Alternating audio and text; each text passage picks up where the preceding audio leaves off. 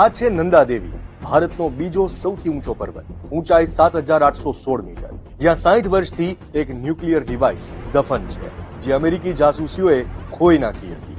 ગત મહિને આ મિશનને લીડ કરનારા એક પર્વતારોહીના ગેરેજમાંથી કેટલાક ખુફિયા ડોક્યુમેન્ટ્સ મળ્યા. તાજેતરમાં જ અમેરિકન ન્યૂઝપેપર ન્યુયોર્ક ટાઈમ્સે આ મુદ્દે એક ઇન્વેસ્ટિગેટિવ સ્ટોરી છાપી હતી, જેની ચર્ચા થવા લાગી. નમસ્કાર, હું છું ચિંતન. નંદા દેવીમાં કેવી રીતે ખોવાઈ ગયું અમેરિકી ન્યુક્લિયર ડિવાઇસ અને 60 વર્ષ પછી ભારત માટે કેમ છે મોટો ખતરો, જાણીએ આજના એક્સપ્લેનરમાં.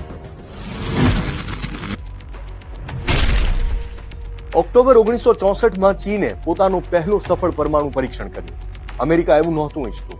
તેણે ચીન પર નજર રાખવા ખુફિયા પ્લાન બનાવ્યો. CIA પ્લાન બનાવ્યો કે 6 પર્વતારોહકોનું એક ગ્રુપ છુપાઈને હિમાલય પર ચઢાઈ કરશે અને એક સેટઅપ ઇન્સ્ટોલ કરશે.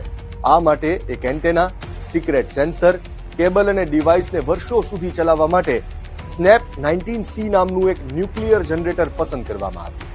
ડિવાઇસની મદદથી ચીનનો ડેટા ભારત અને પછી ત્યાંથી સીધો અમેરિકામાં CIA હેડક્વાર્ટરને મોકલવામાં આવશે. CIA મદદ માટે ભારતનો કોન્ટેક્ટ કર્યો. ભારત આ મિશનમાં કેમ સામેલ થયું?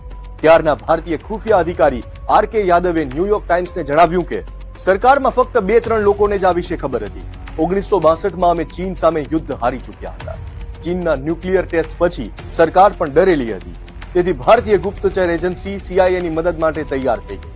ભારતીય નેવી ઓફિસર MS કોહલીની આગેવાનીમાં એક ભારતીય ટીમને મિશનમાં સામેલ કરવામાં આવી. હવે જાણીએ કે આખરે ન્યુક્લિયર ડિવાઇસ નંદા દેવીના શિખર સુધી પહોંચ્યું કેવી રીતે. 14 મે 1965ના રોજ ચીને બીજું ન્યુક્લિયર ટેસ્ટ પૂર્ણ કરી લીધું, જેના પછી નક્કી થયું કે જાસૂસી સ્ટેશન કંચનજંગાના બદલે 26,000 ફૂટથી વધુ ઊંચાઈ ધરાવતા નંદા દેવી પર્વતના શિખર પર બનાવવામાં આવશે.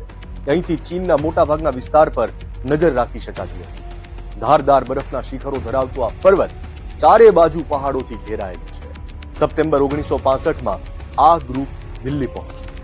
પછી આ ગ્રુપને 15,000 ફૂટની ઊંચાઈ પર આવેલી નંદા દેવીની તળેટી પર આખો વિડિયો જોવા માટે ડાઉનલોડ કરો દિવ્ય ભાસ્કર એપ.